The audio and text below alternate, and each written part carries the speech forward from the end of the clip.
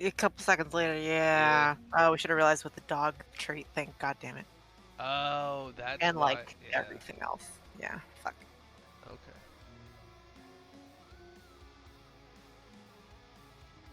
All right, Also, so we are back up. I don't know why I was waiting for the delay to catch up when I'm already on the screen. Um, but yeah, we're back. So looking at the summary screen, actually, we see a lot of stats coming out, which I don't know about you, but it kind of I think reflects exactly how that game went. What do you see screaming out at you from the stat page? well, I see 73,000 damage, hero damage from Chromie with no deaths. I don't know that she was ever even close to being dead that game. Seeing that she was free to just hang out in the back Yeah, for I her think there Q. were a couple moments where she maybe sort of almost got half health. Yeah. Yeah. As as arranged mage main, like the dream is to hang out and back, not have to worry about things and just throw damage all day. So Well, Chromie absolutely got to. And look at how much siege damage she did as well, able to clear waves, able to siege up on structures, because she was so well protected by that Diablo. Diablo dying 3 times for the Chromie, I think only one of which was without souls. Mhm. So, really big pickup with the Diablo Chromie combo there. And again, I think ReGen Ghost suffered in their lack of mobility. Mouthgill can get around on his mount. Brightwing can teleport a little bit. Joanna can unstoppable, but they had no way to get to Chromie. They couldn't get rid of the Diablo and the Leoric in their backline, and I really do think that's where they suffered. Yeah, I'd agree. So the next map we do have is Tomb of the Spider Queen. Let's make sure we get you into lobby. We don't want Yeah. to repeat that one.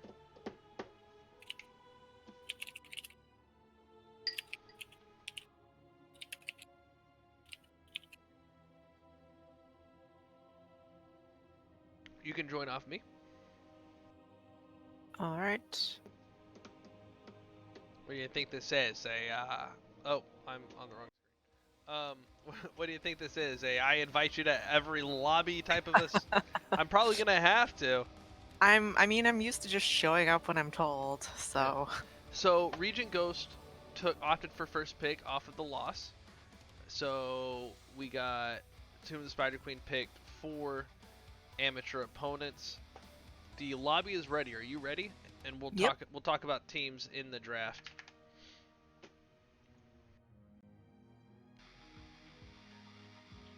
Sylvanas, you're on the wrong side.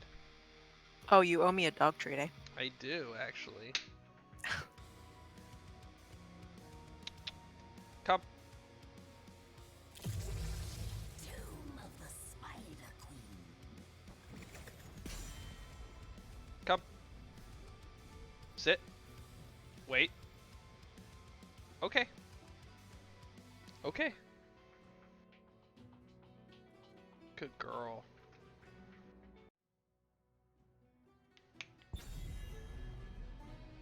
So, here in Tomb of the Spider Queen, there's a couple really important aspects. What do you think is the most important thing to bring in a team comp to Tomb of the Spider Queen? Wave clear. Wave clear. Wave clear is really good. I like wave clear. It's all about getting those spider butts, getting them turned in. And maybe when those spiders by Sylvanas, maybe when the web weavers start coming in, you gotta get rid of them and their little summons and whatnot. So wave clear can be pretty good. There's also a lot of choke points. I think having a good choke point team comp is really strong. There's a respect ban on the Chromie. We saw the Stukov and the Maybans last round. Mm-hmm. The Chromie's Getting tight quarters. right. Chromie's gonna be really right. All three of those really good in tight Yeah. corners, and the Oh yeah. Chromie just absolutely devastating. Yeah. Slowing stands in those tight corridors would really hurt. Yeah. And then Brightwing, a big Brightwing ban on a smaller map Andrew was really effective on the Brightwing. Unfortunately, the team not able to quite respond. Or not respond, but wasn't quite able to reward the hard work from Andrew. Mongoose going ahead and picking up that Joanna first pick. Opting for a first pick Joanna, which makes me want to go look at stats for amateur opponents' picks. You think they have somebody who plays a lot of Joanna? I wonder if their tank plays a lot of Joanna. Most played Joanna, Diablo, and Mei. So, we see Diablo again. They banned the Mei. Pick up the Joanna. Not the Joanna. We got ReGen Ghost took the Joanna, so we get the Diablo on E-Day again. So it's going to be a very similar matchup. We have Orphea and Tassadar being picked up on opposite sides. Tassadar showing up for dub yet again. Aaron on the Sonya. We've seen Sonya be very effective here too. She can make rotations. She can pick up. She can do a lot of clear, but she can come in and have a huge impact on these fights. And I expect to see a lot of Sonya fighting. Sonya's picked fairly often, isn't she? She's a really strong hero right now. Even after the nerfs,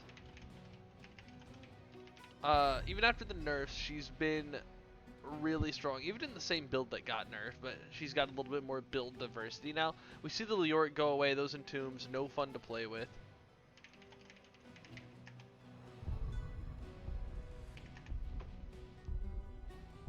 But getting rid of a lot of that choke point synergy with the Leoric, I think, is really big. But Orphea can follow up Leoric really hard. There is so we see the Anno and Sylvanas follow up probably a Light Bomb Diablo to set up the Orphea stuff, and then Sylvanas just raining in the sustained damage afterwards. So we want to see something that can kind of help save from, I was going to say Anduin, but Anduin can't be picked now. Counter the Light Bomb, counter the APOC, or Oh, interesting. or we can get a Butcher Rhaegar.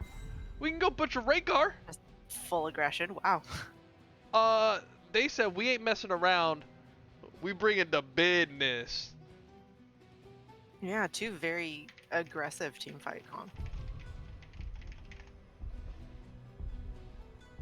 Yeah, so the Butcher with the Rhaegar, that's going to be really fun. Now there's only one opportunity, and they take it to get blinds. They didn't get the Cassia, they went for Artanis because they still needed an offlaner. But the Butcher Rhaegar last makes it really hard for amateur opponents to respond with something to counter the Butcher. They only have Diablo, really, and the blind heroic out of Artanis to stop the Butcher. We might see a mind control. Maybe there's also the opportunity for a crushing Jaws at post level 10 for after he's going to get there, which I think is probably the most reliable counter, is a crushing Jaws right where Butcher is going to get stopped on a And I wonder if Anduin's not Butcher's target and times the root perfectly, that would negate a lot of Butcher's damage. the Anduin roots, yes. Well, he's Unless unstoppable Anduin until is the he target. right. He's unstoppable until he hits. Yes, I forgot that he can pull the target because it's Anduin. Anduini. So thank you, because I'm a dumb, as you so often tell me. I'm stupid and I say things wrong. So someone's got to keep me in check, and that's why Sylphrenia is here to keep Taco in line. Over here for amateur opponents, we got ST. I believe we decided Street Terminator for Artanis. I'm sure it's Saint. Cactus Ham on the Sylvanas. Sonic's Bro 33 on the Orphea Orphan. E-Day 15. E-Deus? Because Leet speak, right? How does it work? On Diablo and Butte Holiday, captain of amateur opponents. And that is the entire team of amateur opponents. Who do we have for ReGen Ghost? Sylphrenia. On ReGen Ghost, we have Literock on, The Butcher? Yep. Dubsy on Tass. Mongoose on that Joe. First pick, Joe. Aaron. Aaron on Sonya and Andrew on Ray. That's an aggressive. It's a character. very aggressive comp, and Butcher, already a vegan, gonna get taken out, gets engaged on by the Diablo and just not allowed to move after. Butcher needs to play safe until he has his stacks. No meat for Butcher. At least Absolutely. not yet. So, really aggressive start. Amateur opponents getting their advantage early and gonna start this rotation. They're already up by a good chunk of gems. Butcher just now getting back to the mid. Condemn out from the Mongoose. Going to try to ward off amateur opponent. Sonya and Artanis just go into battle, but here comes Sylph probably to take that bottom siege camp. Yeah, just goes a long way. Artanis went stacking. Be interesting how that plays out. Yeah, I mean, amateur opponents on team amateur opponents would be probably a good pick here on this map, but Protectors of Ire, the other team in their organization, and also what I believe amateur opponents aspires to be, is a really good pick here. In general, this is a melee heavy comp. They only have one ranged hero on the entirety of ReGen Go, so Artanis can stack all day long against whoever. And there's so much clearing to be done. Man, if Artanis had swapped, that would have. Diablo's waiting for the swap.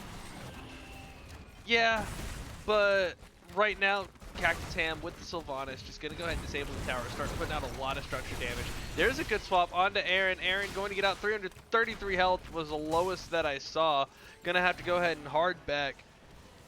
Really good pressure from Artanis and the Sylvanas. But up here in the middle lane, we now have a 4-man engage onto Joanna. The Iron Skin is out after the flip. Ide not able to deliver the Joanna on the platter that he wanted to. But we do get Andrew getting a few gems in, going ahead and making a deposit at the bank. And there's a charge after the condemn onto the Orphea, and that is exactly what Literak is hoping to see happen over and over with this Joanna engage. As Diablo comes in from the side for vengeance, but not in time, and this is a simple walk away from ReGen Ghost. So first blood has been had, first blood has been avenged. I'm trying to find the right button. Where's Halfway to turn in. Or more than halfway for Ghost. Yep. There is time CC. That's not the one I want, but Rhaegar can stack it up with that with the totem pretty easily. Where's the button? There's a button. Here are the gem counts for everybody, and I'll swap over to talent since necessary. So this is the first turn-in of the game, going over to ReGen Ghost. They have, I believe, 6, 7 extra gems. They only had 4 extra to start with after that turn-in. And they're going to try to make a hard push top, it looks like. The amateur opponents responding. We may see a shift from ReGen as amateur opponents respond to the top lane. Sonya and Artanis just doing battle down here. Yeah, I just watched Artanis try to do a, like, I don't know if you've heard people call it a reverse swap. Throw out your E and Q backwards towards your tower. Oh, yeah, that I think that's pretty it's hard, fun isn't work. it? Yeah, it's definitely trickier than queuing forwards and attempting a swap. Yeah. But it does put the enemy in a more vulnerable position. That's neat. That's For real sure, neat. yeah, that was almost gank bottom. Oh, I completely missed it. I was looking at the Web Weaver top going down. A 4-man rotation onto bot, but Mongoose getting stuck on the rotation. Diablo going to disrupt that, but the defense from amateur opponents, not a single fort going down. That's really what you want coming out of that first objective, is to not lose a single fort. And amateur opponents does have turn-in.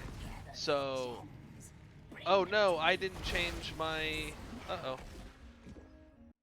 I just now realized I didn't change my overlay. I'm sorry, everybody. Sergeant Scoops coming in with the raid. Thanks, man. Welcome to the area.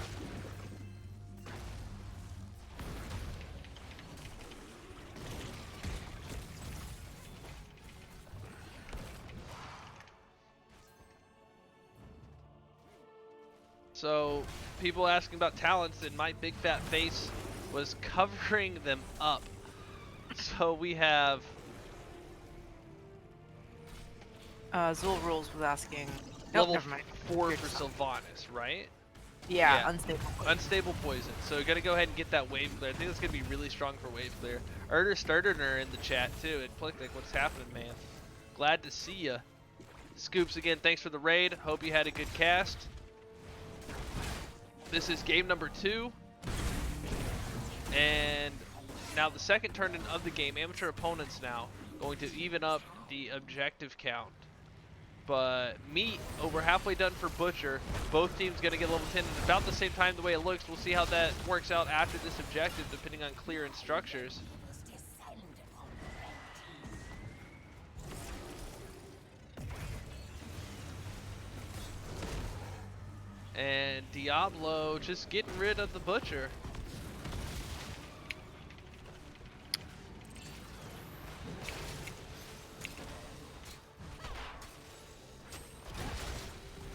Silver Arrow, a friend of ours that plays Orpheus, wishing that more people took the E-Quest. I take both of them when I play Orphea. I am an EQ build Orphea player, but I do want to work on her trade build. It is really strong. It makes her basically a bruiser. This first objective for amateur opponents going to get this mid fort. That's the first fort of the game, but this bottom fort looks like it may fall to spiders right here, right now. 300 health and falling, 68.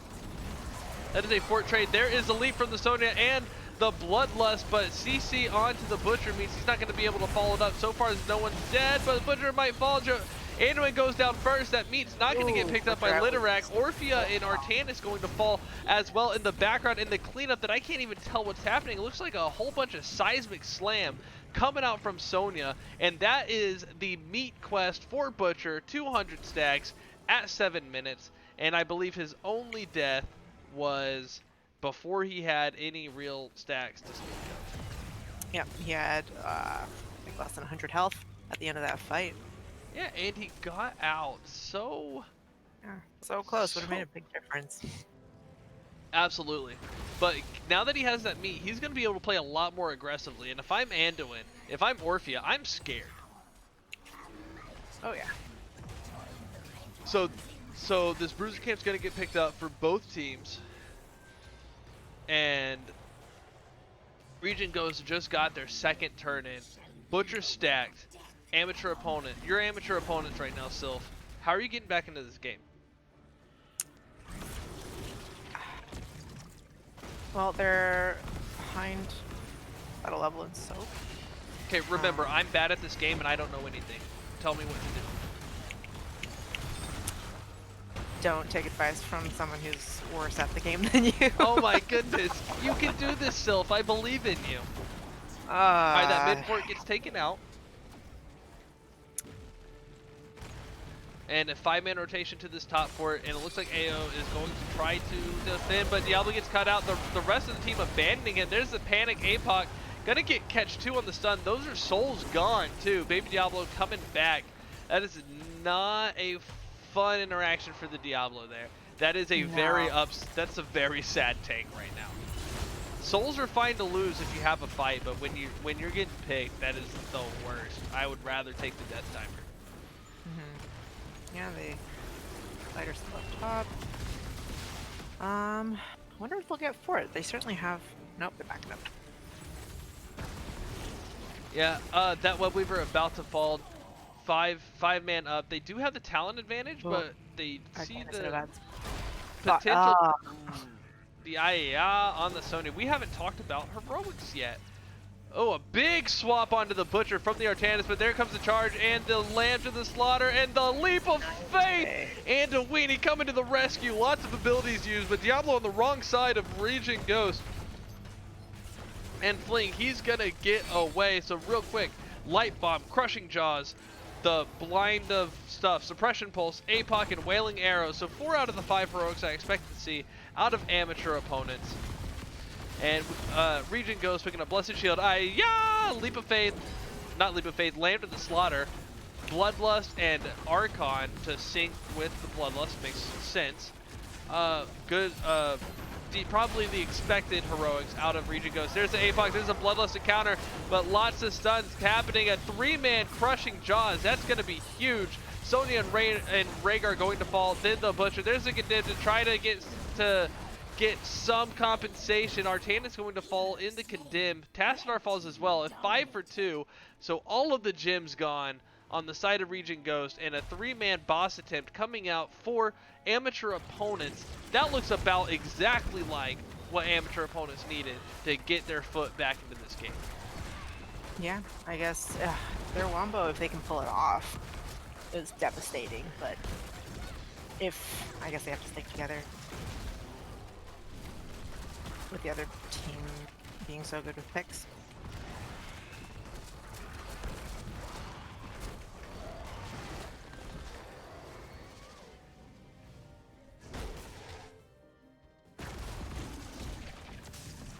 So, boss pickup, probably an easy clear for a stacked Butcher. Oh yeah, that's just melting. It's not even gonna. Yeah. But Yeah, it's not off the even map. And the XP difference is way caught up. Let's take a look now.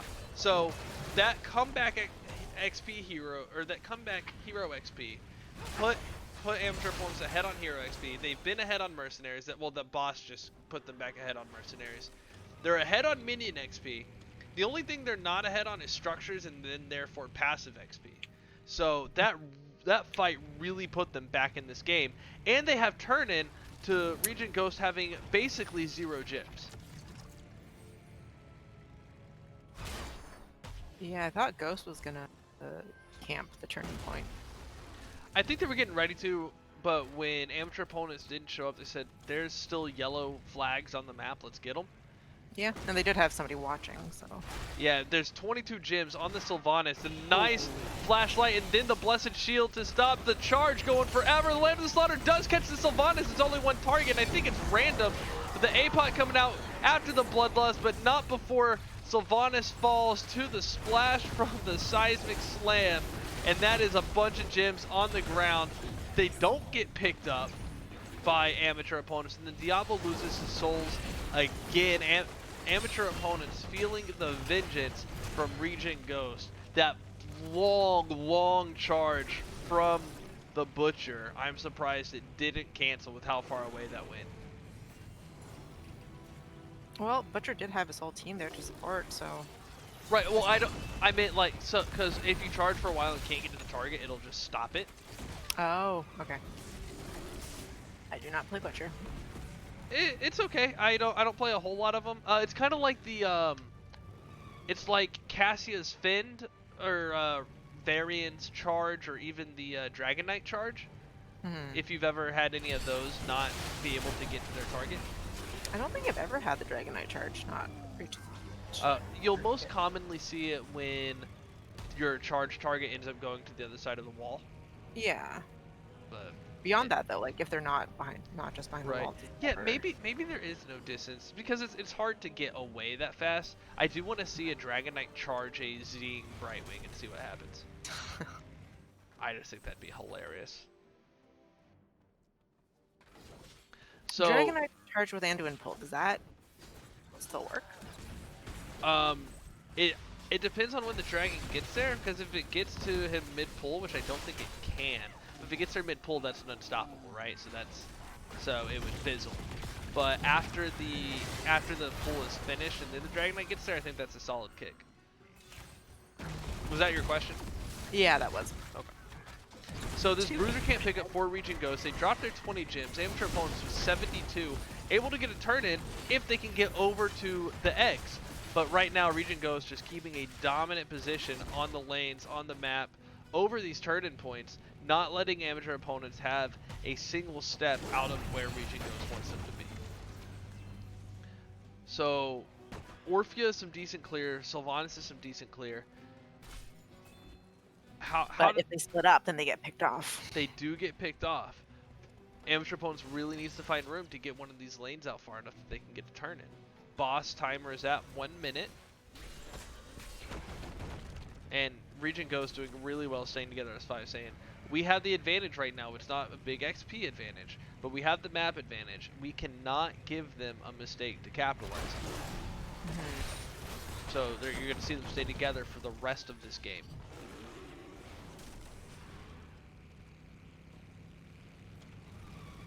over here. Amateur opponents getting that clear. Again, you see Sylvanas and Orpheus staying together. You see the other three kind of staying together, but no one too far apart. They're all within their base, and they can still be able to see ReGen Ghost coming, sort of. They don't see them yet, and ReGen Ghost coming in, gonna try to get this keep down. Bloodlust is up. I would not be surprised to see a Bloodlust and just wipe it out, or they'll just poke at it and walk away. Maybe they're trying to save 20. Yeah, they'll just poke at it and walk away. So, yeah, ReGen Ghost definitely wants to get their 20. But both teams will get 20 pretty close to each other. Here's that XP again. Less than 1,000 XP margin right now. So, not a whole lot to be had from that level 20 advantage. 20 more gems going to get turned in for ReGen Ghost. Over 100 gems on the side of amateur opponents. That's the wrong stat. That's the wrong stat. That's the right stat. I am good at this overlay thing. And that's a lot of gems. That's a Wow, yeah, that's a scary amount to be holding. Yeah, so if you're ReGen Ghost though, you definitely want to stay together and just kind of press your advantage, slowly get these gems and turn them in. But I think you can also afford to maybe go for the boss, let them turn in. Your waves are so pushed out, you get free clear. But that's spooky. Like I think Carl was saying the other day, there's a time to let enemy team get objective. Right. Absolutely. Because there's other things you can do. Yeah, this is exactly kind of like what we were talking about. But amateur opponents smells it. Instead of getting the turn in, wants to go ahead and stop the boss. Let's go ahead and get a full view here. There is the check from the Artanis. There's the suppression pulse, but the boss is going to get capped. APOC slam onto the Butcher. There's the unstoppable, so the crushing jaws doesn't quite land. And the stun from the boss is going to save the Butcher. Artanis and Sylvanas going to fall. Butcher going to go ham now. There's 30 more meat. 40. That is Diablo's souls. Getting souls after he dies because Sonya and Rhaegar have fallen. Because of Sonya fell, Rhaegar falls after. So Diablo's going to spawn with 100 souls. So he'll be big boy if he can get back up. That was a 3 for 2 in favor of ReGen Ghost and getting the boss. Butcher and Tassadar might actually be able to finish here if Butcher wasn't backing. Level 20s, Glyph of Faith, Eldritch Conduit, whatever Artanis gets, Zealot Charge, Hellgate, and Withering Barrage for amateur opponents. Then we have Indestructible, Feel No Pain, Slaughterhouse, Gladiator's War Shout, and Twilight Archon for ReGen Ghost. That Twilight Archon going to let Tassadar just auto attack like a maniac into whatever he wants to. I really think Butcher, Joanna, Tassadar could have taken this keep, especially with that boss taking it down to 54% on its own. That's only 11,000 more damage, and Butcher has, oh, that was a button. 260 meat. Yeah, Butcher has 260 meat, which gives him, because I don't want to bring it up on the overlay. Can you click on Butcher and tell me what his auto attack damage is? Sure. Basic attack damage 551.5. Yeah, Wow. that's 20 auto attacks on the core Yeah. without scary. anybody else. You said Artanis took whatever he takes. He went full W build. He went pretty much full Q build, but he took Twilight Archon, so he's going to be able to auto attack like crazy and get those huge thermal lances out, or shock rays out rather. Thermal lance is the level 16 talent. I know words, I just don't associate them properly. So ReGen Ghost getting that turn in. They turn in about 20 at a time, just slow and patient.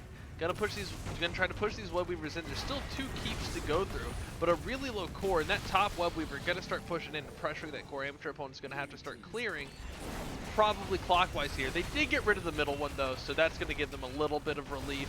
But this keep is just going down fast.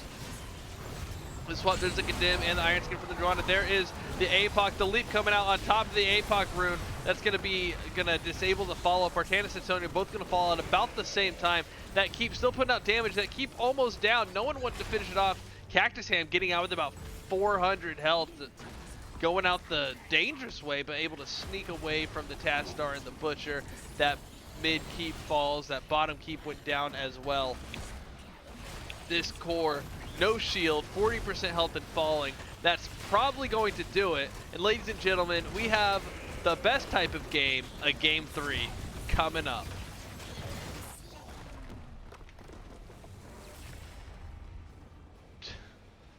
Whew. Oh, I didn't put it in my transition. That was a fight. That was a really strong showing, really from both teams. So amateur opponents was behind almost the entire game, but they Hmm. weren't ever out of it. Even when they had lost a lot of structures, they were still on par with Played levels. They got a patient. really good fight. What were you saying? Oh, I said they played patient, but I feel like they were just too far behind, and ReGen Ghost didn't make any mistakes for them to capitalize on. And that's the key. That's a hard map to just force your way back into, especially because the objective is always in the very middle, and the lanes are so close together. You have to have some sort of control in order to get around to it. Oh no, I forgot to do the The prediction prediction? outcome for game 1. So let's go ahead and choose that game 1 prediction outcome, and we'll do one for game 3. Jeez, I am so sorry. I am casting all over myself today. So, Clearly, I have to do a better job of keeping you in line. yeah, jeez. Thought, thought you were gonna be like my 3rd grade teacher. Nope. I Do don't know my what best. that means. So so other than the map control, what stood out to you that game? Maybe looking at the stat screen too, something like that. And while you Um. tell me, I'm gonna find Darian. All right.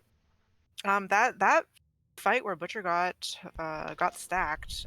He was so low. He was like under 100 health. And I feel like if they had just been able to finish him off, that would have made such a huge difference in the rest of the game. Yeah, Butcher was able to go crazy, and there were so many clutch saves, probably from the brand, also the Bloodlust auto attack healing, in addition to Rhaegar's healing. But just so many instances where he almost died, gets the save. Hmm. Yeah, like if you look at overall damage, Raging Ghost top damage not as high as the Orphea, but I feel like once they went in, they just popped people so fast that that's that's why the damage was lower. Not as much was needed. Yeah, yeah, and Orphea does that. Oh, you're talking about why task stars was lower. Yes, when you're able to get those quick kills, there's less healing done, so there's less damage to negate the healing, and that's Puppy. kind of reflected. If you look, Rhaegar healed about as much damage as Orphea did, and Anduin healed about as much damage as Tassadar did.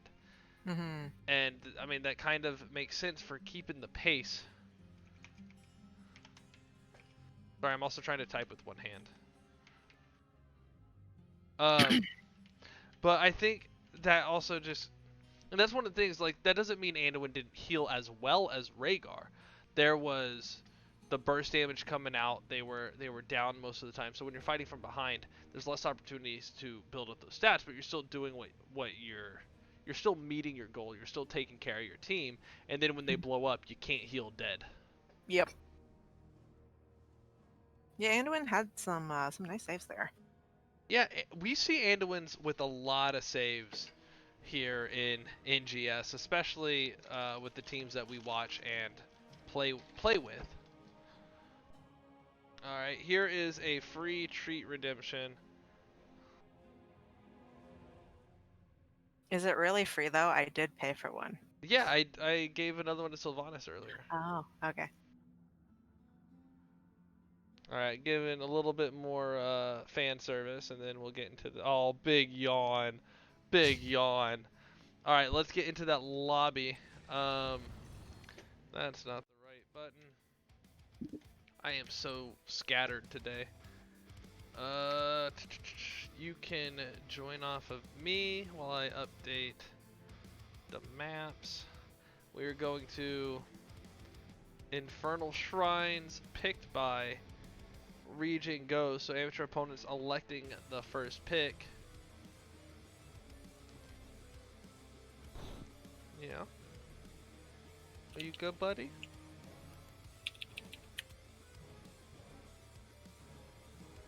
Oh, yeah, you gonna lick my chin. Okay. Sorry, he sits just low enough that he disappears below my name. So we do have a full lobby. Did you just redeem treats again? It was like a couple minutes ago, Oh, but is that the one that you meant? yes, that was. Oh, okay. Yeah. Oh, Silver Arrow, thank you so much, you freaking liar. Alright, so Infernal Shrines. Both teams are ready.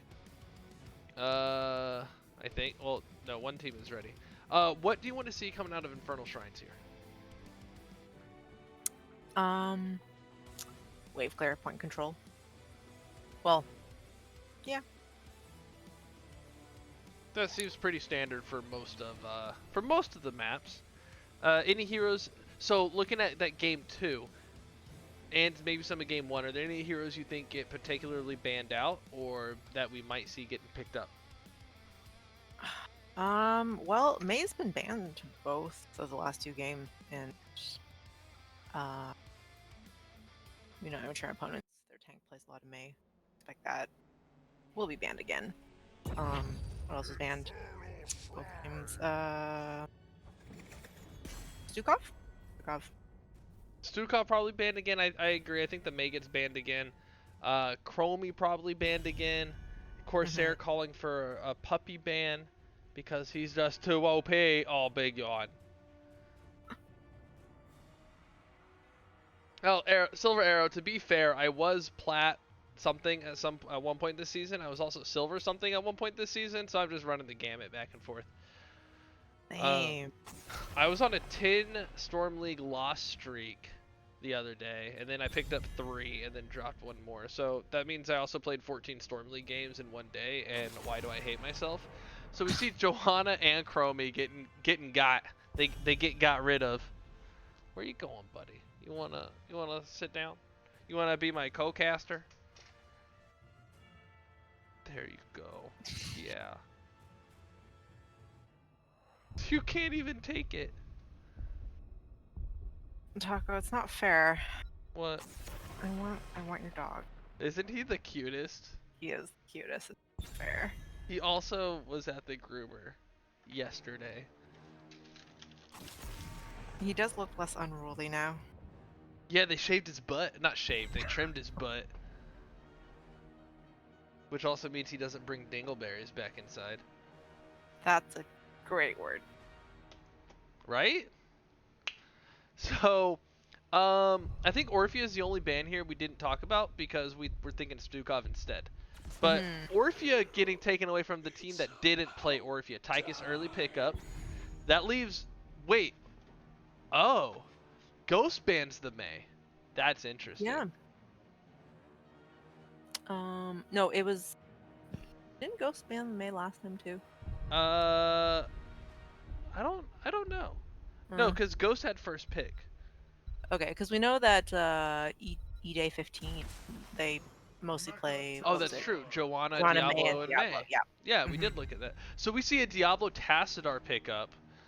Mongoose did cast our game last night in which I played Diablo. I wonder if he learned anything from me, and maybe we're going to see that tonight. That's only half true. I learned a lot of my tanking from Mongoose, and I'm very grateful for the things that he's taught me. So maybe we'll see some really cool stuff out of the Diablo. Sonya getting taken away from Aaron, and we do see the Stukov pickup.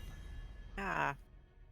Yeah, I do wonder what tank we'll see from amateur opponents because they've only played 4 this season, 4 different tanks. So And 3 of them are. 3 of them are unavailable. So what's the 4th one? Probably a Nubarek? Muradin. Muradin. So we probably see Muradin. He could be really strong here, especially after he's stacked. Though in the previous season there was a little bit more variety. So see. Look at you doing research for a cast. Well, I just have it open right now. you know what? You don't need to give away the secrets. You could have not said that, and everybody would have thought, "Oh wow, she's super prepared." No, I'm pretty sure they would have realized that I have definitely done no preparation for this. You you knew that they played one more tank than I knew of, so you know. So Brightwing and Sylvanas coming away in the mid ban. So Sylvanas has been pretty impressive with that Wailing Arrow, getting a lot of that extra damage out, disabling those forts. Especially with the Punisher, Sylvanas can push really, really hard. The Brightwing, Andrew rather, has been a fantastic Brightwing from what we've seen this season. Getting rid of that Brightwing on a larger map definitely makes a lot of sense. But we see the Uther Leoric come out. Litorak gonna have to bring in something hefty with that Tassadar, otherwise Uther Leoric Diablo is a lot of lockdown, but not a lot of damage. ETC Mephisto coming out. I'm excited for Mephisto. Definitely one of my absolute favorite mages in the game. I don't get to play him as much as I would like. He came out pretty strong from this last patch with the Q build. I still prefer a different build with him, the W trait build, I would call it, and just popping out Durance of Hate every 20 seconds. But that Q build's really strong, especially with the explosion and on this, and getting the cooldown resets in general. Raynor coming out, Jimmy the large minion Raynor, going to be picked up for the Litorak. He's going to bring in a lot of that sustained damage. He's just going to sit there and go brrrr, while Diablo and Uther stun the crap out of people, and Leoric puts them in tombs. So ETC Mosh, Durance of Hate, the Silence, Sonya Leap, those are going to be what are available to counter that. And so we'll see which team is able to execute better. And that being a fantastic question, Sylphrenia, which of these team comps do you think will work out better? I feel like ReGen Ghost has really nice combo potential. With the very CC they have with Leoric, the ults between Leoric, Diablo, Tassadar, and also the Uther stuns. Yeah, I think that combo is really strong. I'm just concerned. I mean, Raynor can put up a lot of damage over time. Tassadar, a lot of overtime damage. I'm concerned that they won't be able to follow up their CC quick enough. That's fair. So, for the third time this evening here in the Blue Trunks Cactus Ham on the Tickle Mephisto, Butte, but not the Tickle Mephisto skin, so I'm disappointed. Butte Holiday on the Stukov, Saint Terminator on Sonya, Ide rocking that Country Boy ETC, and Sonic's Bro on the spinny dizzy Tychus. Who do we got on ReGen Ghost? We have Mongoose on Diablo, Dub on Tassadar, Aaron on Leoric, Lid on Raynor, and Andrew on Uther. And also, interestingly, Cactus Ham, this is his first time playing Mephisto in NGS, I think. Well, I think amateur opponents has been looking forward to this matchup, and so definitely bringing some stuff out of hiding that wouldn't have been able to be scouted. So we're gonna have some big expectations for this Mephisto. Oh, look at this Diablo. A nice catch by the ETC and the Stukov on Uther. Uther's going to be first blood over to amateur opponents, and Tassadar yet to hit a shock ray. So that's going to be a big start for amateur opponents. I have popped up the level 1 talents a little bit here and there. Those of you in the chat, if you see interesting talents, interesting builds develop, let me know. I'm happy to talk about them. Otherwise, I'm just going to show them. We'll talk about the 10s, the 20s. Sylph, you as well, if you see something that you think's interesting, please. Yeah, Silver Arrows just said he's sad that Mephisto didn't go Q build. Well, that's because Mephisto has a soul. Well, that's also not true.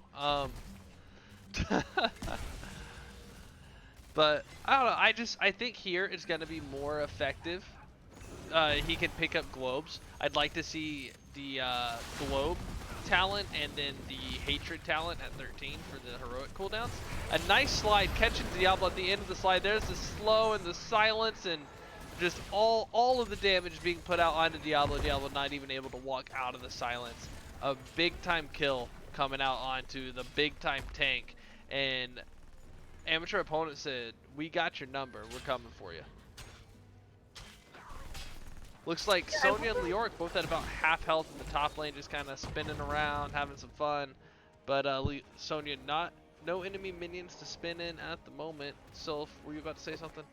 Oh, I was about to say, like, that first kill on Uther, I'm not sure what happened, because they were ReGen was positioning for something, and then... I think they were expecting a siege camp out of AO, and then they face checked the wrong bush. Ah.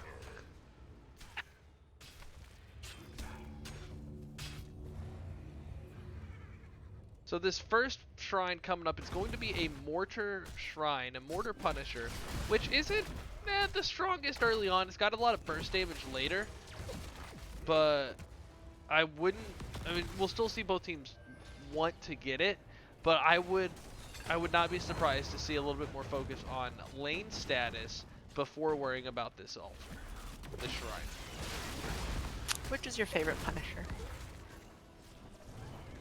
Well, Frozen's the strongest right now, but I think Arcane has a lot of nostalgia for me, and there's some interesting things that it would do before. It used to be probably the scariest one to play into, and I do have a lot of nostalgia, like I said, nostalgia for the Arcane Punisher. Did they change it so that it was, They nerfed the damage on it. Nah. Yeah, I do remember it being pretty scary in prior season. And they made Frozen disable structures. That is a quick Punisher over, thanks to the Sonya, to amateur opponents. It's also going to pick up the Rainer kill, chasing that down with the seismic slams. Diablo not able to get out. ETC with the lockdown. And Yeah, right now, 5-0. A huge advantage for amateur opponents. But the Punisher does get over the wall. And Dub C 613, trying to get that clear without losing a fort.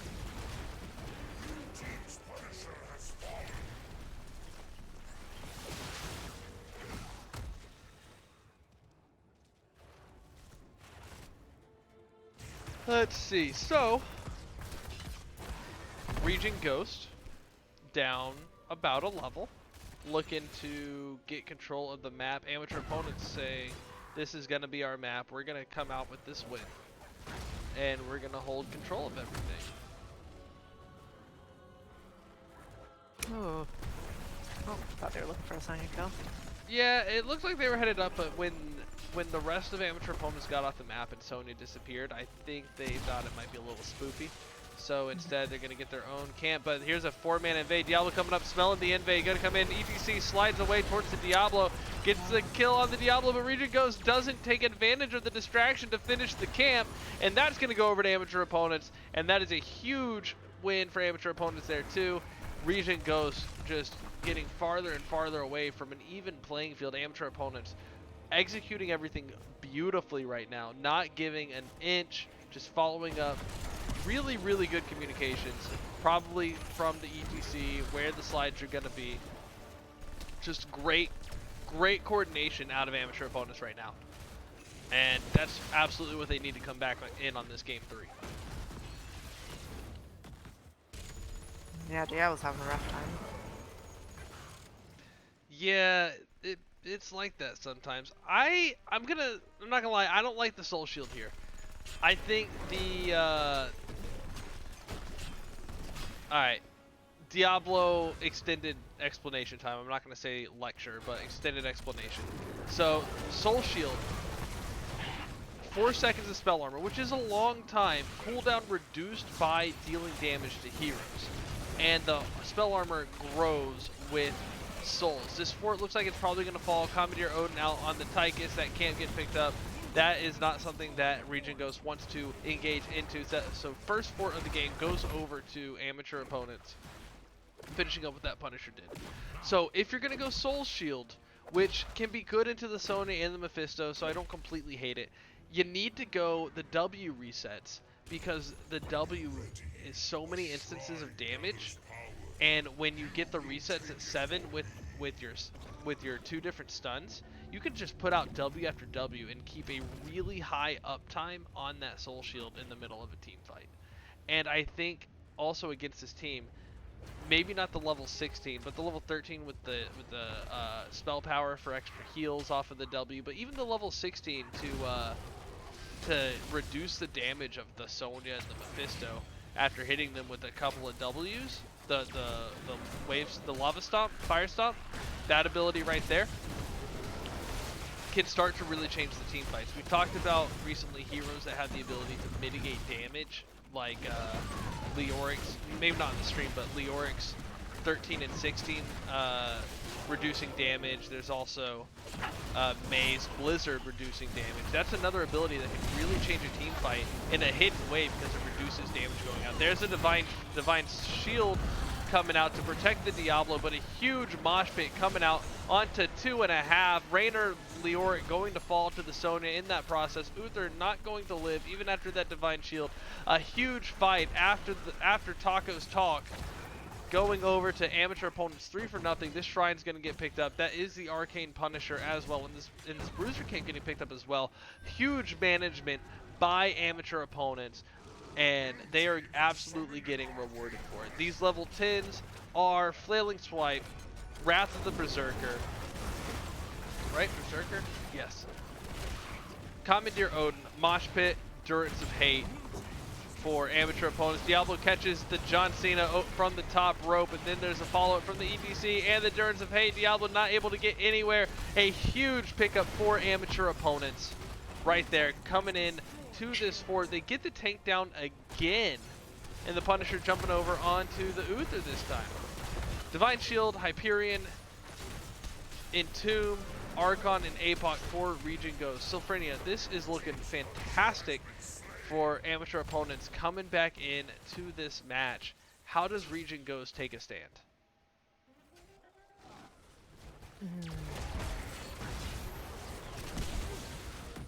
I don't know. They're 3 levels behind. That's a lot. It is a lot. It's not impossible to come back from. I guess I have seen. Yeah. See bigger comebacks, I guess. So. Yeah. Possible. So if you want to come back from 2 almost 3 level difference, one, you got to stay alive. You can't give up free hero XP. You gotta get these minions. You can't miss this wave soak. But you gotta do it safely, otherwise you give up hero XP, right? Yeah. And then and you've got to find a pick. You got to find, once they get to level 13, I think ReGen Ghost is going to start looking for a fight. They're going to look for a jump on like this Sonya, who's alone, but Leoric's also alone and not going to win this exchange. I guess they have to hope. Like, their best bet is amateur, like, making a mistake and then capitalizing on it. You know, that, yeah, and sometimes it sucks where the control of the game isn't in your hands. But on the flip side, amateur opponents does have their own fate in their hands right now, because E-Day stepping out like that, maybe getting picked, has a few disengages available, could be a turn. Leoric walking into the Sonya, scouting the bush, is going to spooky walk away and lose a lot of health in the process. He's probably going to have to just back. Amateur opponents looking for an opportunity to really bring the hurt into this base, maybe take a keep or something. Up 3 forts to none. This is a really good advantage for amateur opponents. There's a little bit of pressure on their top fort, but that's XP getting missed by both teams up there. No, you're going to pick it up. Sonya, yeah. Oh, good call. Sonya is headed in there. Yeah, and she's been a the problem rest. for ReGen. And what? She's been a big problem for ReGen. Absolutely. Absolutely. Then amateur opponents, seeing that Sonya's going to go get the XP, says, well, we're going to fall back because now we're outnumbered and we don't want to give them a free kill. So they go get their bruisers. And that's going to march during this next objective, which is the Frozen Punisher. This Frozen Punisher is going to be huge for whichever side gets it. Look at them holding this bruiser camp, though. Waiting. No, there it is. There's the cap at about 17. And,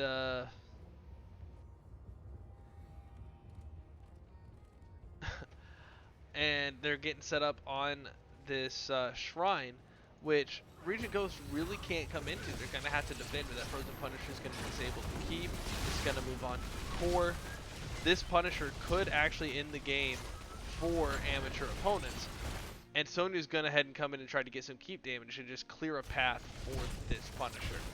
Region Ghost, like I said, really in a tight spot. Not a whole lot of fate, or not a whole lot of outcome in their hands right now. A lot of it is up to them catching something. But getting that fort, I think, might actually be a step in the right direction. They're going to hard back. They're going to come defend this Sonya on this keep. This keep already at half health. There's a nice entomb. Sonya does not leave Sonya. Has to Ancient Spear out of the entomb, but ends up dying in the process. That Endurance of Hate also used. Let's check that build. We get Shard of Hate, so we don't get cooldown. We don't get cooldowns from globes. We don't get cooldowns on heroics. So that is a long cooldown on that Endurance of Hate. But Leorica is going to fall to the Tychus. The APOC is out. Not going to get any follow-up, and this Frozen Punisher is on the core. This is a defense to end all defenses right now for ReGen Ghost. There's a stun from the Uther on to the EDC. EDC looking for a big mosh right now to put the game away. And there's the mosh. Only catches Diablo. He's going to have to go ahead and interrupt that. And then Diablo comes in, flips the EDC. EDC is rooted in the core, but the core at 75% and falling. Damage out onto the Stuka from the core. There's a splash. There's another Endurance of Hate. Everyone's stuck. Mongoose charging in. A huge entomb. The Punisher dies. 10% core. Can Mephisto? No. Ooh, wow. A 10% defense for ReGen Ghost. Sonya not able to get back to the fight. She did die early. She's up right now. Lots of damage coming up. A lot from Leoric. Dub as well. He's had some really good tasks at our core defenses in the past. So ReGen Ghost buying one last lifeline into this match. And they got to turn the map red right now if they want to even step in on anything. But that core at 10% is going to be backdoored at some point. Mm-hmm. But they are even on now leveled. Yeah, a lot of comeback XP there.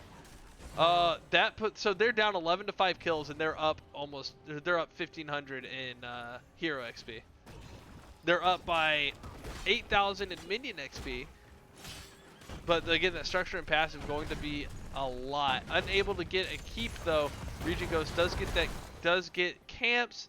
They get a little bit of wall damage, but they're coming down. They're trying to get keeps. They're trying to get structures. And amateur opponents just waiting for an opportunity to see ReGen Ghost too far away to defend that core.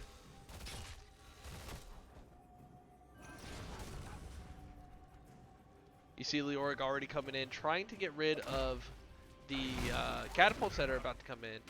And there's only one way into this core right now, so ReGen Ghost just setting up, waiting in the bush. Got a little party going on. 2 bush parties. They're waiting them in too. Yep. The first non-Joe target, I believe, was the call one time. Yes. Alright, so, but amateur opponents knowing that ReGen's looking for that opportunity to get the jump. Gonna come get the siege camp. That's gonna give them level 20 or almost. And level 20 is gonna be that chance that they want to get back in. Aaron a little bit far out, gonna get slid on probably, but he does have spooky walk. EDC saying, never mind, I'm not gonna chase too far. Don't want to leave the team behind. Level 20 is for amateur opponents. Top off, feel no pain, big red button. What's it called? Oh, it's just Bolt of the Storm on ETC. And Mimic, that's going to be a big talent. There's a charge onto the EDC with the APOC. That's going to be enough to almost to finish off the EDC, but Raynor and Uther go down in the process.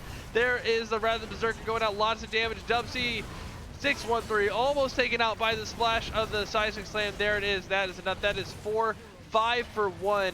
And the set is going over to amateur opponents. 10% core. A really well executed fight. Diablo getting the jump on EDC, the rest of the team coming to the rescue, down level 20s. That was a rough situation for ReGen Ghost to be, and amateur opponents executing really well. I missed a raid Nexus Gaming Series, Tetra, thank you for the raid, bringing us up to 80 viewers for the end of this Game 3 of Amateur Opponents versus ReGen Ghost. I was just so into it. Tetra, how was the match? We're going to finish up here real quick. Sonya absolutely dominating that game. Not giving Tastar any room for damage, not giving Leoric any room to really help out his team. Sonya just a complete terror for the entirety of that game. That's a surprisingly low damage game for having gone to 20. But nobody ever really fought each other. And I think that's a discipline that a lot of these teams are learning to have in this competitive environment, is we don't have to fight each other. You mean kills aren't? Kills, okay, kills matter. 1 second. Kills absolutely matter. However, while kills matter, the core matters even more. And so you gotta play for that core. So looking at these stats, you can see that Sonya played for the core. So much more XP. Well, actually, Leoric was able to catch up, but otherwise, in general, like the XP lead overall, they got to level 20s first. When you have a bunch of minions in your base, it's a lot easier to catch those, to catch up on XP because the clear's coming to you. But the hero damage was there when the team fights were together. But there was a larger focus on that map control, that camp control, and just the execution. Oh, do you expect this to be a treat?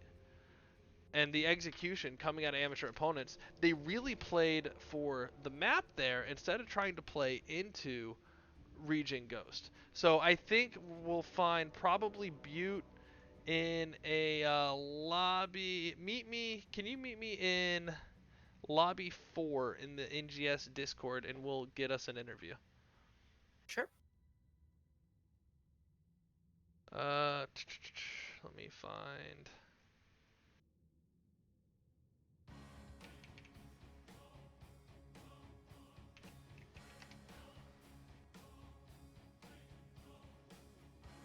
Oh, so can't accept whispers. Hang on, let me go over here. But so other than the Sonya just being utterly dominant, anything else in that in that last game that you thought really stuck out to you? I feel like the first game, like the last, it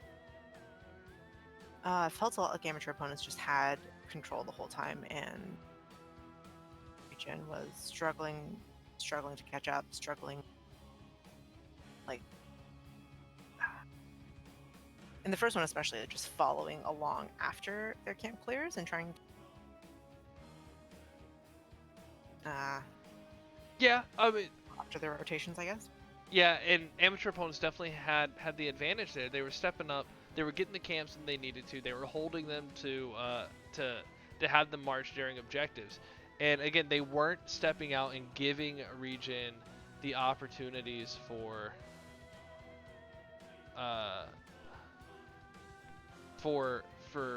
they weren't giving mistakes to ReGen for them to capitalize on. Mm-hmm. Sorry, I'm also trying to get in touch with an interview person.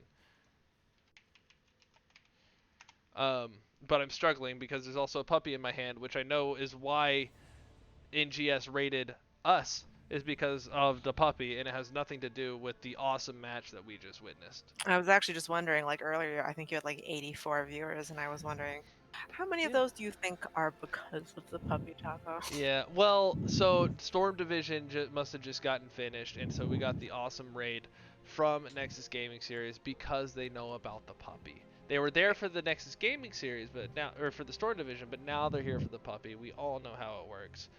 Butte Holiday, thank you for the follow. Hello. Speaking of which, hey, Hello. hi. Hello. So I know that 2 is a trend and not a rule yet, but now that every time that I've cast you, you've won, which is my first cast and currently my last cast, but I have one scheduled for tomorrow, so it won't be my last one for long.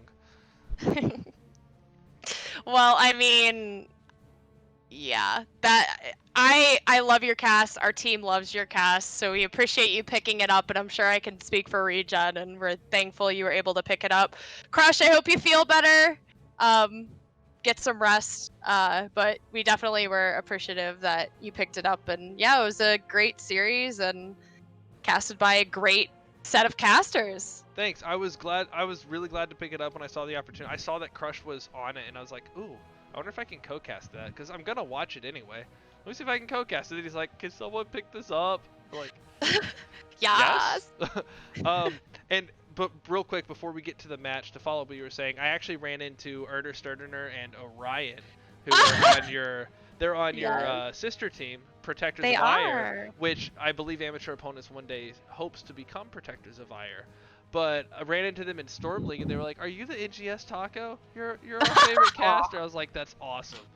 Oh my god, yes. So, Yes. what a set! How before we even get into the games, how does that set feel? Personally, it's a huge win for me. It's a huge win for our team considering seeds 2 through 4, I think 2 through 5 are like extremely contested. So that's a huge huge win. You know, there's 2 Goliaths in this div, not to say that nobody else is a Goliath, but I think it's no secret. And so we needed to bring our best David game, so we managed to. Your best David game. Does that mean Yeah. something? It's a story about a giant and this guy with David a and Goliath. slingshot. Gotcha. Yes. Your best. So yeah, okay. a very lame reference, Oh, but no. David and Goliath got me there. It's so I do have the bracket pulled up because you did mention the bracket. You have. Oh, did you just report it already? Holy crap! I reported it immediately because I'm going out of town Okay. in the tomorrow, so I wanted to make sure I did it before I forgot. Okay, so so that's even better. So ReGen Ghost is still technically ahead of you in the standings, but you have one game less played, and I believe y'all have 11 matches total to play, right? It's a 12-team division. Yeah, I believe so. And we haven't played our flex match. Which would be the difference in the match numbers. Yep, and then we have, I mean, everyone's schedule is really strong, so there's no like easier half of the season or anything. Right, so we have some really awesome teams coming up. But the point that I want to make here is that you're 2 points down from ReGen Ghost that you just beat with one more match to play than they have. So you're effectively even on the standings, plus your win over them would give you that boost, assuming you win the same number of the same number of matches plus the one extra that you have that they do, if that makes sense. Yeah, absolutely, yeah. So, game number 1, let me drop this so that I can see my map view again. We're done with the bracket. Volskaya Foundry. I haven't cast a whole lot of Volskaya Foundry. I was interested in the strategies that we would see, and you definitely gave us stuff to talk about. Tell me about this First, the draft. Did you get the draft you were planning to? And there was what was the TLV ban? We saw a TLV ban. Yeah, we don't like playing against that garbage. And their offlaner Aaron is an extremely skilled player, and he happens to enjoy that garbage, and he's very good at it. So that was a map that it's definitely possible to see a TLV, so we didn't really want to mess with that. And I think we banned May, if I'm not mistaken. You banned May twice, and then they banned May the last game. Yeah, to be honest, the draft, we do a lot of draft prep.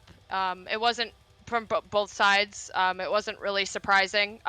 We figured they would first pick a tank. They've first picked a tank in the majority, if not, I think just a high majority of their games. So Joe and May are Goose's, strongest tanks, and so he's very good at those. They're very dominant. So we had to give up the Joe, unfortunately, but we were able to take the Chromie, which is another one of their favorites. So we did a great job with that. I think we took Rain. Did we take Rainer? Sorry, it's. I'm a been little so bit. long. Yeah, that's what it feels like. Yeah. I think we took Rainer and yeah. Sorry, So I'm like my brain no, was it's just okay. fried. So Mongoose being a really good Joe, like you mentioned, he first picked Joe twice, or Yep. well, effectively his first pick, because I think, well, he had Ghost had first pick the first 2 games, correct? Yes, I'm looking at Yes. looking at my screen. So while a strong Joe, did the first pick Joe surprise you guys? I feel like there was a lot of Nope. availability on the board. Yeah, no, it was very unsurprising. They've prioritized May and Joe in most of their games. He's also taken ETC, so we were pretty confident in what their first couple picks were. Brightwing was also not really, wasn't really a surprise.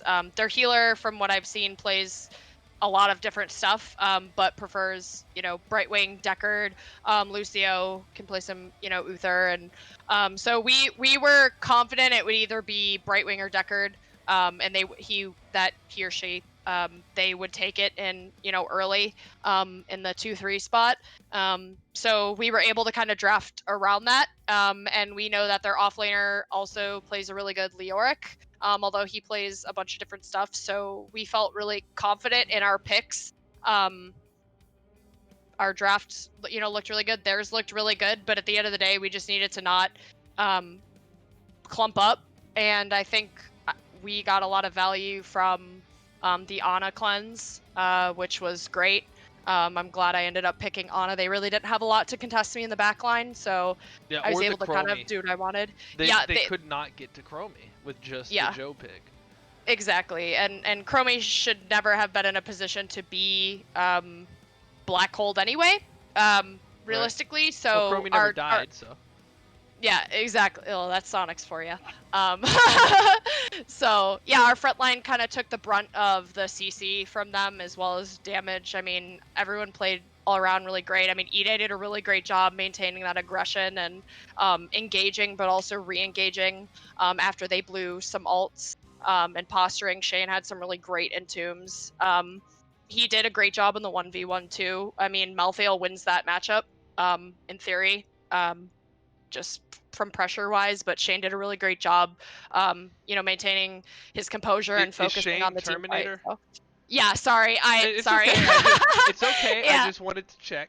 He goes by Dershane Train in Discord, and then Saint Terminator, Street Terminator, and okay. so yeah. I'm familiar with a lot of the people on your teams. It just Mhm. sometimes just got to double check. So the other thing I wanted to ask you about that game before I let Sylph ask any questions that she might be too afraid to speak about is the first objective. There's been a lot of shifting in kind of the Volskaya meta right now, where instead of going to the top and prepping and softening the top lane for the second objective to then soften the bottom lane for the third one to maybe push into win, people have been taking the first protector straight bot, getting that ready, saying second objective can go however as long as we prep for the third. And my thought is if you soften for the second one, then you're more likely to get the second one to prep for the third, whereas if you lose the second one, then they can prep for the third one better. So I'm interested in your decision making there and anything else you thought was important for game one. Yeah, we felt that was we've been doing that. I'm sure it's no surprise to anyone who watches like CCL or some of the high level play in NGS. That's something that, as you mentioned, the meta, the quote macro meta has shifted. Our goal was to get as much value as possible. The problem is they have a lot of pressure on the protector. They kill it very quickly. So I think with who we had killed in that last fight, it allowed us to secure a lot more pressure bottom side, a quicker rotation, using up those death timers as much as we could, and making sure we get a pressure in the bottom lane, especially considering, again, that Leoric Malthael matchup. Shane again did a really great job, but Malthael has a lot of pressure on Leoric, and so I think Malthael was double soaking a lot of that, so we were able to get a lot of value bot side. And that last protector, it opens up, or protector, sorry, Yeah, Protector. It opens up a win condition. Right? If you're I did sorry, it I too. had to think. I was like, wait, Punisher, Protector. It opens up a win condition really early for us, and it allows us to, if we do, get a wipe, stay on their camp, we can take their camp and push up with it. So it opens up a lot of conditions by doing that. Versus taking it top, it takes a little bit more time. We were ahead for, I think, like significantly ahead, maybe 2 levels. I think. For the majority of that early game. Yeah, So, generally speaking, you were way ahead. yeah. So that was I think in general why we definitely did that. I'm happy they let me play Ana. I know several of the Well, they kept individuals taking on away Coach. Stukov, which we'll get to in game 3. We'll talk about the Stukov. Yeah, they know I play. They know I love my grandma Ana. So I appreciate them letting me have a chance to play her. So that's really it for game 1. I mean, it was a solid game. It's a great map. And they brought a lot of pressure, and we just needed to make sure we were spread out and avoided their CC, and it was successful for us. So Yeah, it worked out really well. Sylph, was there anything else from game 1 that you wanted to ask, mention, anything like that? Nope, I'm good. All right, good talk. I'll let you start. I'll let you start game 2 then. game 2. Well, I mean, Yeah. I want Sylph to talk. Game 2. Hopper, you're not Yeah. being very nice to me. Oh, I'm being supportive. Oh no. This is her first time doing any casting, and she's a little shy today. No, so, you're great. So You're doing great. so Casting's getting hard. raided by Storm Div is the absolute worst thing that could have happened to her, I'm sure. So she's like, please let this end. No, Sylph is great. I'm really happy to have her as part of the team, and that she would take this opportunity to co-cast. So anything that she'll do is fantastic, and we're happy to have her. So, I guess just start with the draft, and then I'll just give the question what happened, and then I'll let you drive the game 2 discussion. Okay. Is that fair? Yeah, that's fair. Okay. No, that was the question. What Oh, happened? that was the question. what- Sorry, I literally thought you. Okay, we're good. It was Sorry. what happened, and start with draft. Okay. Yeah, so this was a map that they favor very heavily. We're also very good on it. So again, we were expecting some similar draft picks. They love to do the Maiev Orphea combo. So our goal was to deny that. And we have a great Orphea player on our side. So it was great in that regard, but we just wanted to make sure we had a strong comp that was able to wave clear and team fight really well, because they're very aggressive, especially on this map. They look for picks, and they're really good with blowing up a target and focusing them down in team fights.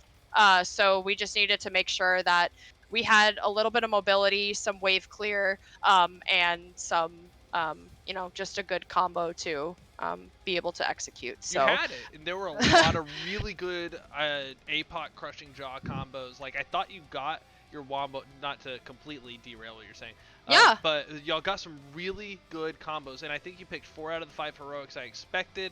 I forget what the one it wasn't was, but I don't think it was consequential to the combo. Oh, it was. I thought with the Leoric y'all might be going for the easy bake oven, but you went APOC in the Entomb to set up the jaws, which is it worked really well, except for the core. But other than that, like, the combo was working really well.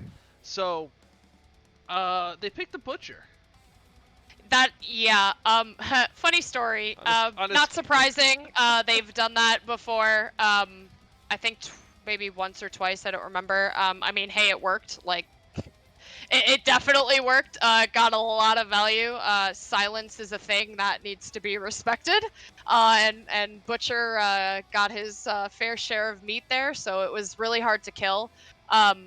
Unfortunately, I didn't have really an opportunity to help my team too much, because the Sonya decided that he wanted to hang out all weekend and just come on me in the back line the entire time, which was great for them.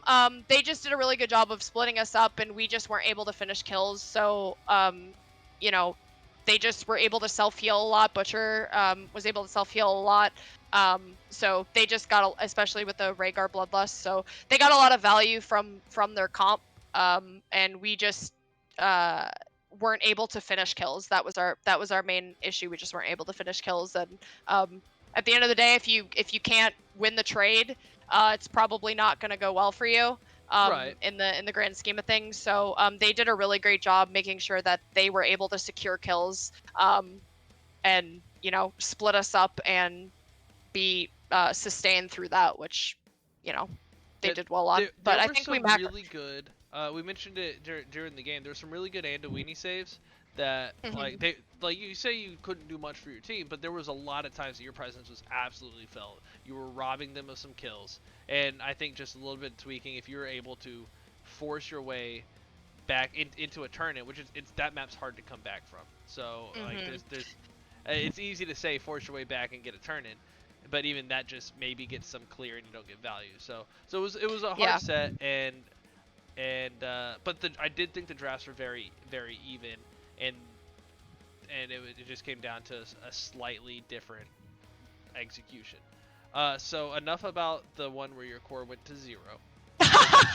I'm sure that's the one you want to spend the least time on with me, but probably the most time on with your Hey, it team. happens. Yeah, for Uh, sure, for sure. Game number 3, and I'm gonna bring up the stats and talents again for game number 3. Um, since this was the most fresh one, also kind of stressful, but at the same time very Yep. commanding the whole time. But as game 3, there's always going to be a little bit of stress. The last time I played Infernal Shrines in NGS, it took 40 minutes, so. Yeah, yeah, we don't want that. We had a 42-minute Alterac game, and that will literally never happen again. And I Oh hope it never no! happens again. So That means my team doesn't have the longest NGS game in history. Dang well, it! this one was Heroes Lounge. So Oh, well then maybe we do. Um, so again, I like to start with the draft. Mhm. It's a good place if you don't know where to begin or if you don't know where to start, go back to the beginning. Yeah. So surprisingly, they didn't. Well, to my team's surprise, they didn't ban the Stukov. So I if I'm guessing, and I don't know, I could be totally wrong, they were trying to bait out a first pick on the Stukov, which we actually pivoted very quickly because it wasn't really a contested pick. Their healer hasn't shown a ton of Stukov, so we felt comfortable kind of leaving it up, at least to take it potentially in the 2-3 slot, because it would have been probably banned in the third round of bans. If again, I have no idea. I'm just guessing. Who was your Um, backup for that if they took away the Stukov? Deckard, Lucio. I had a bunch of options. Okay. Especially with their a lot of their CC that they have. High five would have been really effective. Um, so yeah, I had a bunch of options I was considering for sure. Okay. But we felt confident taking it, and the Tychus we wanted to deter both a Diablo and a Deathwing pick, and it kind of worked, but not really. Any Diablo player can tell you Tychus is just really annoying. And I think they banned Cassia third. I really don't remember. But we had a couple mages in mind, and Cactus pulled out the Mephisto and did a really amazing job, and that also shreds um, Deathwing and Diablo. So if they were to pick a Deathwing, we weren't really too concerned Yeah, about. you did. You banned the Deathwing game 1, I think. Yep. Yep, they have taken it in the 4-man. Their mage player plays it. So we were a little bit concerned because we didn't feel super confident in what we had to kill the Deathwing. But in game 3, we were very confident in what we had to kill a Deathwing, so we welcomed it. But Dub played an excellent task like all series. So not a surprise on the task, but he did a really great job. So, and he's able to poke down the objective. But we just wanted to maintain that aggression. And Shane's Sonya is pretty gross. ETC, E-Days ETC, pretty gross. So we had a lot of options floating around, but at the end of the day, we went with a very aggressive comp, Yeah, a that comp that ETC we was could burn surprising. Diablo. We were actually really surprised they didn't opt for a double support. Uther Deckard, I think they played a game prior or something, and then we banned the Brightwing. I mean, their healer did a excellent job on Brightwing, so we wanted to make sure that that wasn't, that wasn't able to harass us again. So we just, I don't know, we felt really comfortable with our draft, and it ended up, working out really well. We stayed aggressive. We were able to get their rotational picks, and with the Stukov combo, we were able to, secure them with the damage that we had, even though Mephisto scales a little bit later game. So Yeah, I liked the Mephisto pick. I did a little bit of talking about that, and I also mhm, I did a little bit of talking about Diablo talents. When I'll go back and watch, I think I mhm. would find the discussion interesting. Yeah, Before I get to the end, and it took a few minutes, so I didn't want to rehash it right here. But yeah, you're good. before we get to the end or towards the end of the game, hi Sylvanas, hey baby, you want to come lay down? Good girl. Um, the yeah, before we get to the end of the game, Sylph. Anything to Yes. add, just to remind everybody that you're still here? Anything to add for or to Oh my ask for game gosh, 3? leave her alone. Um, no, it's fine. Okay, so Okay, I that's can what I talk real quick. that's what I thought, but I just wanted to make sure. Don't want to be accused of taking control of the conversation or anything. I've talked to you before. I know how you get.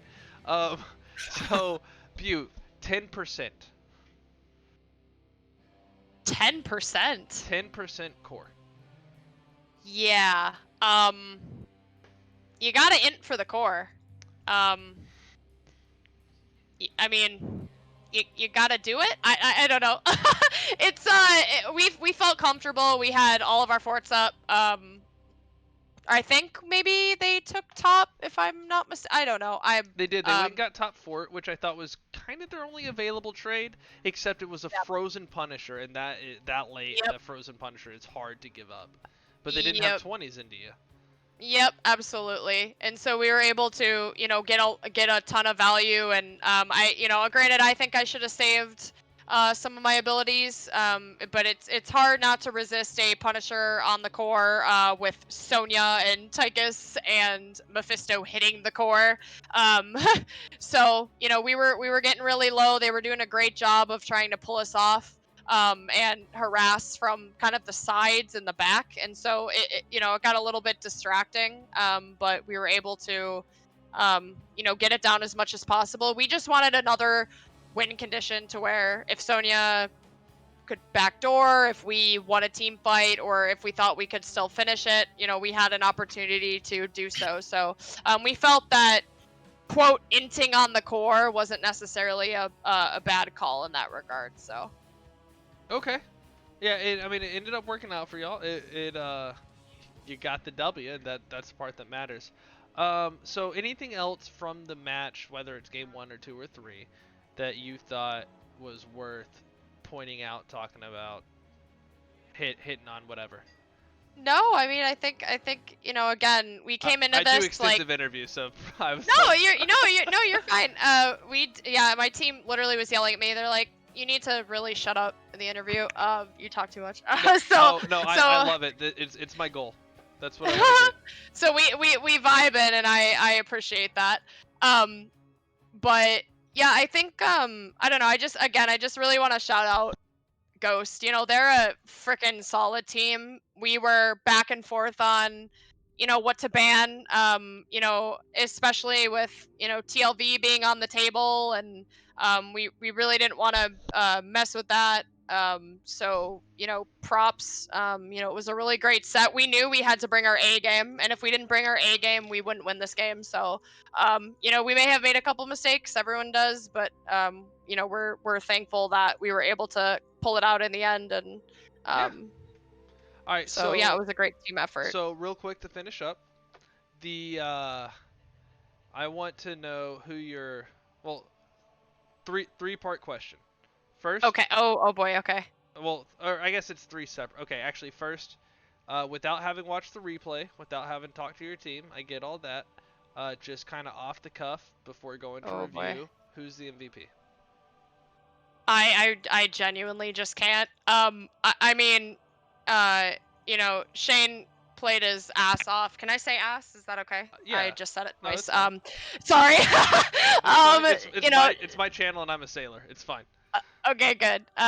Shane, Terminator played his ass off, and again, a losing in theory matchup in game one, but he pulled it out and he won us, a ton of team fights. I mean, Ide like maintaining that aggression and posturing and keeping us all kind of on our toes with engages and making sure that we were all ready and making those really great engages, securing a lot of kills for us. I mean, Cactus, like again, macro shot caller, like does a literally amazing job communicating what we need to do, making sure we're all on the same page, being quick and concise, great damage, followed up on all the calls that we needed. And I mean, Sonic's just being Sonic's things. He's our jokester, Right.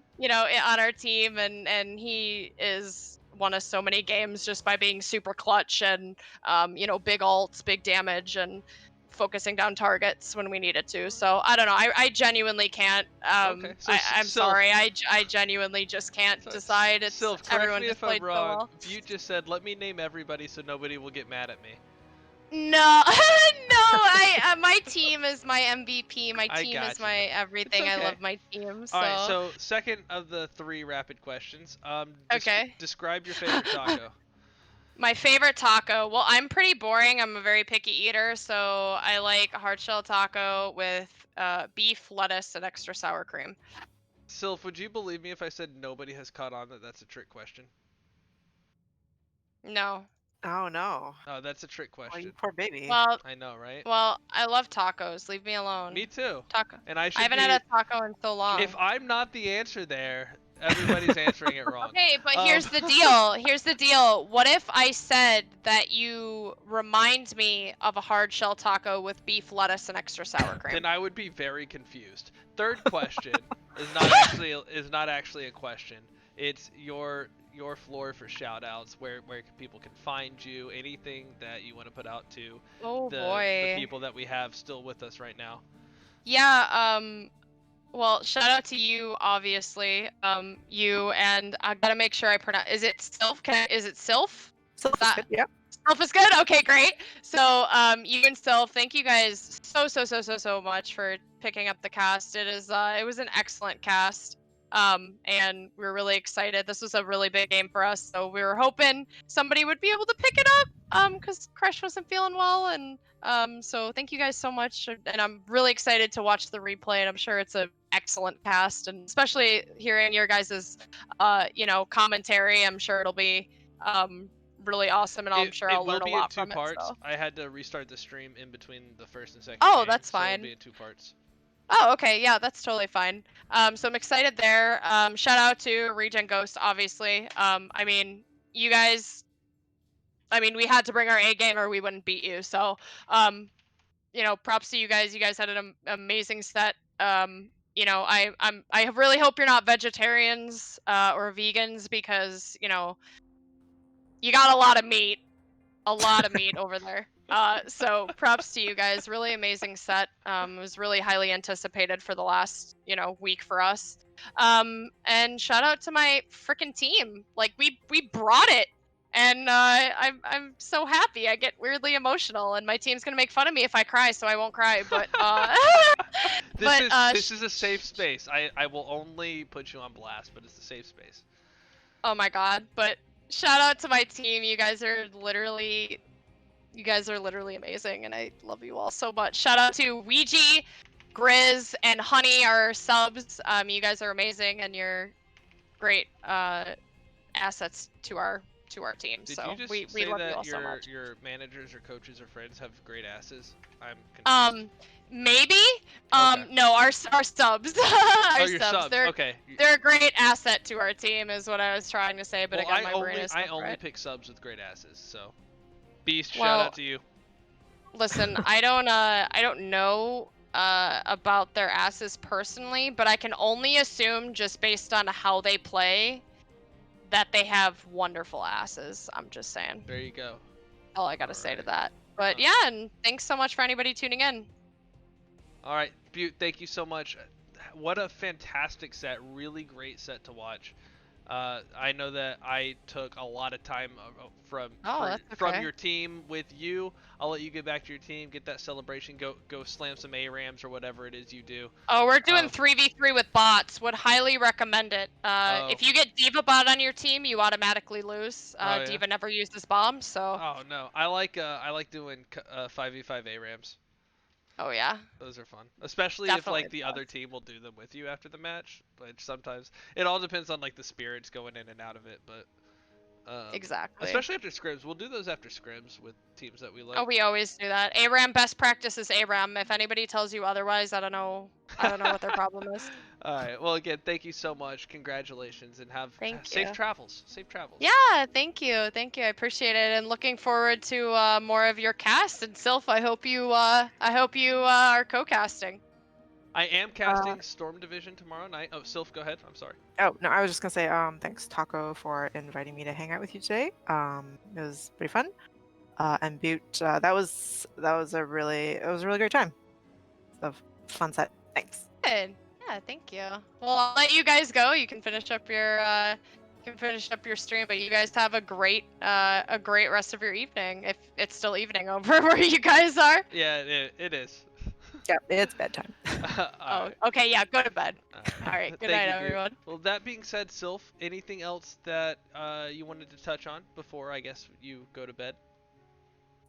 Not so much. I'm looking forward to watching your Stormcast tomorrow. Very Oh exciting. yeah, Storm League tomorrow night. Gonna be on the Nexus Gaming Series channel, which I'm super appreciative of that raid earlier.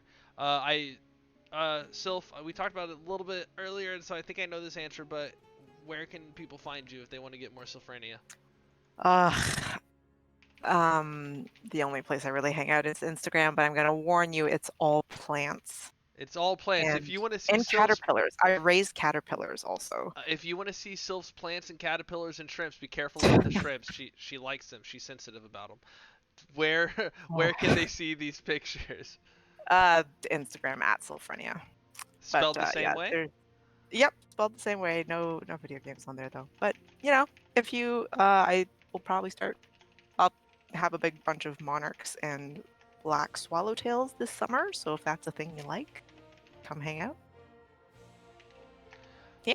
All right, thank you so much, Sylph. And as for me, I'm Taco. You can find me here at twitch.tv/eltaquito. Again, tomorrow night I will be doing the Storm Division, um, cast of, I believe, Heavy Impact versus TF Zugrugs, whatever that means. It's gonna be a really good set. I imagine it's best of 5. It's gonna be a really good environment, so I hope to see everybody there. I'm normally streaming Wednesdays. I'm usually trying to cast Wednesday and Thursday, and either replays or variety games on the weekends, which I'm planning some replays this weekend, pending wife permission. Um, and we're gonna get some new casters or some new co-casters in. At least one, I believe, is going to be able to make it. So we'll bring some fresh faces, and we'll get these matches done that didn't get cast during the week. That was the Twitch at the Lil Taco, and I'll put that in the chat as well. For the Twitters, that's where I keep up with my cast, my streams, my animals. Some I need to put more of them up there, and my team. And also for my team stuff at ReGen Hots, where we cover all of the ReGen matches and most of the ReGen casts. If you want to know what we're doing when we're casting, that's where to go as well. At ReGen Hots, at the little taco for the Twitter, and again that's at Sylphrenia on the Instagram if you like pets and caterpillars and shrimp that are super expensive. So with that, we're going to go over to Arrow, who is part of the ReGen casting network, also plays on a ReGen team, and he's casting ReGen Divine. So I feel pretty obligated to go over there, and he's a good dude. So we're going to head over there in just a moment. If I can find the button for it. There it is. Again, everybody, thank you so much for hanging out. If you had a good time, please hit that follow button. You can hit the subs and the bits and the donos. I don't need it. Keep your money. But if you really want to, you can. I believe the puppy is going to be the next emote, so that's the only real reason to sub, is to get the puppy emote unlocked soon. Thank you so much for hanging out with us. And with that, I'm Taco. This is Sylphrania. Have a great night. Good night.